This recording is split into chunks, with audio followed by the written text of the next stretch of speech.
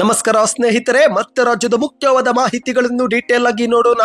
ರಾಜ್ಯದಲ್ಲಿ online betting break ಹಾಕಲು ಹೊಸ ಕಾನೂನು ತರುತ್ತೇವೆ ಎಂದ ಗೃಹ ಸಚಿವರು. ಇದೇ ನಡುವೆ ಭಾರತದಲ್ಲಿ ಮೊದಲ ಸೈಬರ್ ಕಮಾಂಡ್ ಸೆಂಟರ್ಗೆ ಕರ್ನಾಟಕದಲ್ಲಿ ಚಾಲನೆ. ಎಲ್ಲ ಮುಖ್ಯವಾದ ಮಾಹಿತಿಗಳು ಬಂದಿವೆ. ಬೆಂಗಳೂರು ವಾಹನ ಸವಾರರಿಗೆ ಡಿಕೆ ಶಿವಕುಮಾರ್ ಅವರು ಗುಡ್ ನ್ಯೂಸ್ ಕೊಟ್ಟಿದ್ದಾರೆ. ಏನು ಮಾಹಿತಿ ನೋಡೋಣ. ಮತ್ತೊಂದೆಡೆಯಲ್ಲಿ ಗೃಹಲಕ್ಷ್ಮಿ ಯೋಜನೆ ಕುರಿತಂತೆ ದೊಡ್ಡ ಬದಲಾವಣೆ ಮಾಡಿದ ಸರ್ಕಾರ. ಶೀಘ್ರವೇ ಗೃಹಲಕ್ಷ್ಮಿ ಯೋಜನೆಯ ಎಲ್ಲ ಅರ್ಹ ಫಲಾನುಭವಿಗಳಿಗೂ ಕೂಡ ಹಣ ಜಮವಾಗಲಿದೆ. ಏನಿದು ಮಾಹಿತಿ ನೋಡೋಣ. ಮತ್ತೊಂದೆಡೆಯಲ್ಲಿ ಕರ್ನಾಟಕ ಈಗ ಭ್ರಷ್ಟಾಚಾರದಲ್ಲಿ ನಂಬರ್ 1 ಆಗಿದೆ ಎಂದು ಬಿ.ವಾ. ವಿಜೇಂದ್ರ ಅವರು ಕೂಡ ವಾಗ್ದಾಳಿ ಮಾಡಿದ್ದಾರೆ. ಇದೇ ನಡುವೆ ಸಿದ್ದರಾಮಯ್ಯ ಬರೀ ಬೆಂಗಳೂರಿಗೆ ಮುಖ್ಯಮಂತ್ರಿ, ಮಂಗಳೂರಿಗೆ ಬರೋದಿಲ್ಲ ಎಂದು ಮಾಧ್ಯಮಗಳ ಮುಂದೆ ಲೇವಡಿ ಮಾಡಿದ್ದಾರೆ. ಎಲ್ಲ ಸುದ್ದಿಗಳನ್ನು ಡೀಟೇಲ್ ಆಗಿ ನೋಡೋಣ.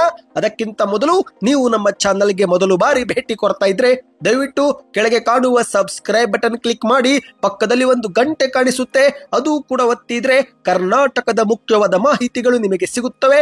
ಈ ಒಂದು ವಿಡಿಯೋಗೆ ಲೈಕ್ ಮಾಡಿ ಮತ್ತು ವಿಡಿಯೋ ಪೂರ್ತಿಯಾಗಿ ನೋಡಿ. ಮೊದಲನೇ ಮುಖ್ಯವಾದ ಮಾಹಿತಿ. ಈಗ ರಾಜ್ಯ ಕರ್ನಾಟಕದಲ್ಲಿ ಮೈಕ್ರೋ ಫೈನಾನ್ಸ್ ಹಾವಳಿ ಬ್ರೇಕ್ ಹಾಕುವುದಕ್ಕೆ ಯಾವ ರೀತಿ ಕಾನೂನುಗಳನ್ನ ಜಾರಿಗೆ ತಂದ್ರೋ ಅದೇ ಮಾದರಿಯಲ್ಲಿ ಕರ್ನಾಟಕದಲ್ಲಿ ಆನ್ಲೈನ್ ಬೆಟ್ಟಿಂಗ್ ಗೇಮ್ಗೆ ಬ್ರೇಕ್ ಹಾಕಲು ಕೂಡ ಹೊಸ ಕಾನೂನು ಜಾರಿಗೆ ತರಲು ರಾಜ್ಯ ಸರ್ಕಾರ ಮುಂದಾಗಿದೆ. ಹೌದು, ಕರ್ನಾಟಕ ರಾಜ್ಯದಲ್ಲಿ ಇತ್ತೀಚೆಗೆ ಆನ್ಲೈನ್ ಬೆಟ್ಟಿಂಗ್ ಹಾವಳಿ ಹೆಚ್ಚಾಗಿದೆ. ಆನ್ಲೈನ್ ಬೆಟ್ಟಿಂಗ್ಗೆ ಎಷ್ಟೋ ಜನರು ಮನೆ ಮಾರಿದ್ರೆ ಇನ್ನು ಕೆಲವರು ಆತ್ಮಹತ್ಯೆ ಕೂಡ ಮಾಡಿಕೊಂಡಿದ್ದಾರೆ. ಇದೀಗ ಆನ್ಲೈನ್ ಬೆಟ್ಟಿಂಗ್ ಹಾವಳಿಗೆ ಬ್ರೇಕ್ ಹಾಕುವುದಕ್ಕೆ ರಾಜ್ಯ ಸರ್ಕಾರವು ಕೂಡ ಮುಂದಾಗಿದೆ. ಇದೇ ಒಂದು ವಿಚಾರವಾಗಿ ಗೃಹ ಸಚಿವ ಪರಮೇಶ್ವರ್ ಅವರು ಮಾಧ್ಯಮಗಳ ಮುಂದೆ ಮಾತನಾಡಿದ್ದಾರೆ. ಹೌದು, ಶೀಘ್ರವೇ ರಾಜ್ಯದಲ್ಲಿ ಆನ್ಲೈನ್ ಬೆಟ್ಟಿಂಗ್ ಬ್ರೇಕ್ ಹಾಕಲು ಹೊಸ ಕಾನೂನು ತರುತ್ತೇವೆ ಎಂದಿದ್ದಾರೆ. ರಾಜ್ಯದಲ್ಲಿ ಈಗಾಗಲೇ ಆನ್ಲೈನ್ ಬೆಟ್ಟಿಂಗ್ ಹಾವಳಿ ತಡೆಗಟ್ಟುವ ಕುರಿತಂತೆ ಐಟಿ-ಬಿಟಿ ಇಲಾಖೆ ಮತ್ತು ವಿವಿಧ ಕಂಪನಿಗಳೊಂದಿಗೆ ನಾವು ಸಭೆ ಮಾಡಿದ್ದೇವೆ. ಶೀಘ್ರವೇ ಈ ಬಗ್ಗೆ ಹೊಸ ಕಾನೂನು ತರುತ್ತೇವೆ ಎಂದು ಪರಮೇಶ್ವರ್ ಅವರು ಹೇಳಿದ್ದಾರೆ. ಹಿರಿಯ ಅಧಿಕಾರಿಗಳ ನೇತೃತ್ವದಲ್ಲಿ ಈಗಾಗಲೇ ಸಮಿತಿಯು ಕೂಡ ರಚಿಸಲಾಗಿದೆ ಎಂದು ಹೇಳಿಕೆ ಕೊಟ್ಟಿದ್ದಾರೆ. ಈಗ ದೇಶದಲ್ಲಿ IPL 2025 ಪ್ರಾರಂಭವಾದ ಬೆನ್ನಲ್ಲೇ ಕರ್ನಾಟಕದಲ್ಲೂ ಕೂಡ ಬೆಟ್ಟಿಂಗ್ ಹಾವಳಿ ಹೆಚ್ಚಾಗಿದ್ದು, ಇದರಿಂದ ಸಾವಿರಾರು ಜನರು ಲಕ್ಷಾಂತರ ರೂಪಾಯಿ ಕಳೆದುಕೊಂಡಿದ್ದಾರೆ. ಕೆಲವರು ಆತ್ಮಹತ್ಯೆ ಕೂಡ ಮಾಡಿಕೊಂಡಿದ್ದಾರೆ.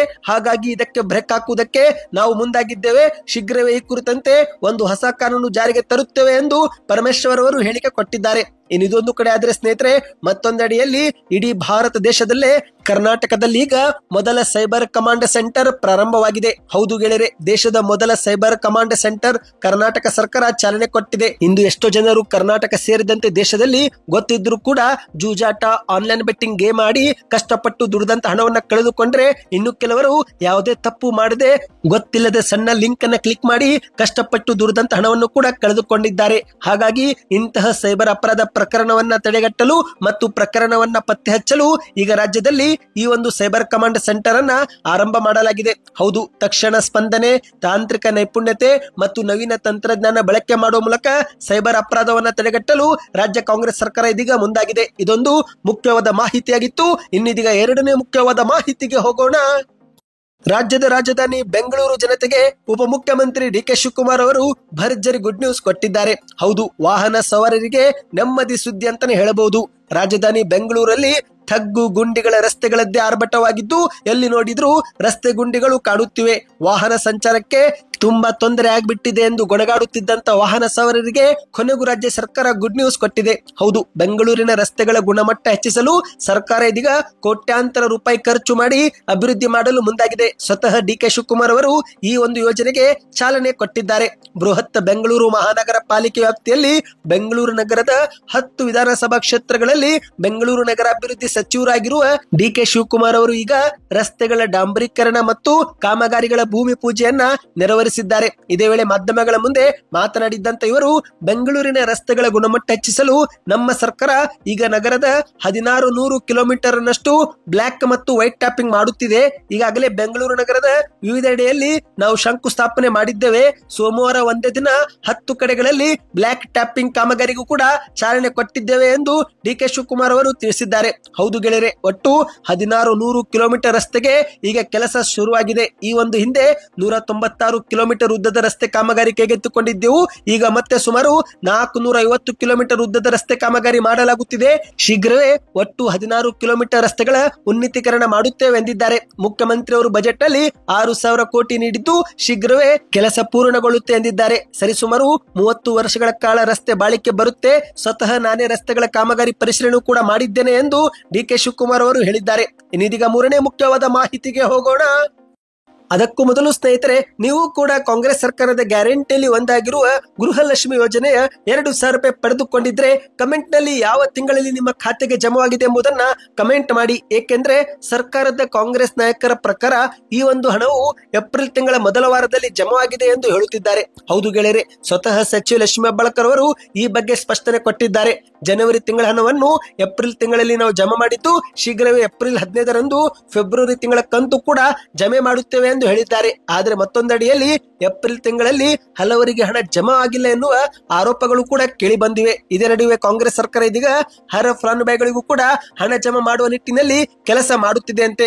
ಹೌದು ಗೆಳೆಯರೆ, ಮಾಹಿತಿಯ ಪ್ರಕಾರ ರಾಜ್ಯದ ಕಾಂಗ್ರೆಸ್ ಸರ್ಕಾರ ಈ ಒಂದು ಹಿಂದೆ ಗೃಹಲಕ್ಷ್ಮಿ ಯೋಜನೆ ಜಾರಿಗೆ ತಂದಾಗ ಎಷ್ಟೋ ಮಹಿಳೆಯರನ್ನು ನೀವು ಆದಾಯ ತೆರಿಗೆ ಕಟ್ಟುತ್ತೀರಿ, GST ಕಟ್ಟುತ್ತೀರಿ, ಟ್ಯಾಕ್ಸ್ ಕಟ್ಟುತ್ತೀರಿ ಎಂದು ನೆಪ ಕೊಟ್ಟು ಅವರನ್ನು ಗೃಹಲಕ್ಷ್ಮಿ ಯೋಜನೆಯಿಂದಲೇ ಹೊರಗಿಟ್ಟಿದ್ದರಂತೆ. ಆ ಸಮಯದಲ್ಲಿ ಎಷ್ಟೋ ಫಲಾನುಭವಿಗಳು ಅಸಮಾಧಾನ ವ್ಯಕ್ತಪಡಿಸಿ ಮನೆಯ ಕೆಲಸಗಳನ್ನ ಬಿಟ್ಟು ಪ್ರತಿನಿತ್ಯ ಮಹಿಳಾ ಮಕ್ಕಳ ಕಲ್ಯಾಣ ಇಲಾಖೆ ಅಥವಾ ಆದಾಯ ತೆರಿಗೆ ಇಲಾಖೆಗೆ ಭೇಟಿ ಕೊಟ್ಟು ಅರ್ಜಿಗಳನ್ನ ಸಲ್ಲಿಸಿದ್ದಾರೆ. ಈಗ ಅಂತಹ ಅರ್ಜಿಗಳನ್ನು ಸರ್ಕಾರ ಪರಿಶೀಲನೆ ಮಾಡಲು ಕೈಗೆತ್ತಿಕೊಂಡಿದೆ. ಹೌದು ಗೆಳೆಯರೆ, ಆದಾಯ ತೆರಿಗೆ ಇಲಾಖೆ ಮತ್ತು ವಾಣಿಜ್ಯ ತೆರಿಗೆ ಇಲಾಖೆಯಿಂದ ಫಲಾನುಭವಿಗಳ ಮಾಹಿತಿಯನ್ನು ಪಡೆದುಕೊಂಡು ಈಗ ಪರಿಶೀಲನೆ ಸರ್ಕಾರ ಮಾಡುತ್ತಿದೆ. ಶೀಘ್ರವೇ ಅರ್ಹ ಫಲಾನುಭವಿಗಳಿಗೂ ಕೂಡ ಹಣ ಜಮವಾಗುವ ಸಾಧ್ಯತೆ ಇದೆ ಎಂದು ಹೇಳಲಾಗುತ್ತಿದೆ. ಹೀಗಾಗಿ ಸದ್ಯಕ್ಕೆ ಮಾರ್ಚ್ ಸೇರಿದಂತೆ ಬಾಕಿ ಗೃಹಲಕ್ಷ್ಮಿ ಯೋಜನೆ ಹಣ ಪಾವತಿ ತಾತ್ಕಾಲಿಕವಾಗಿ ಸ್ಥಗಿತಗೊಳ್ಳುವ ಸಾಧ್ಯತೆ ಇದೆ ಎಂದು ಹೇಳಲಾಗಿದೆ.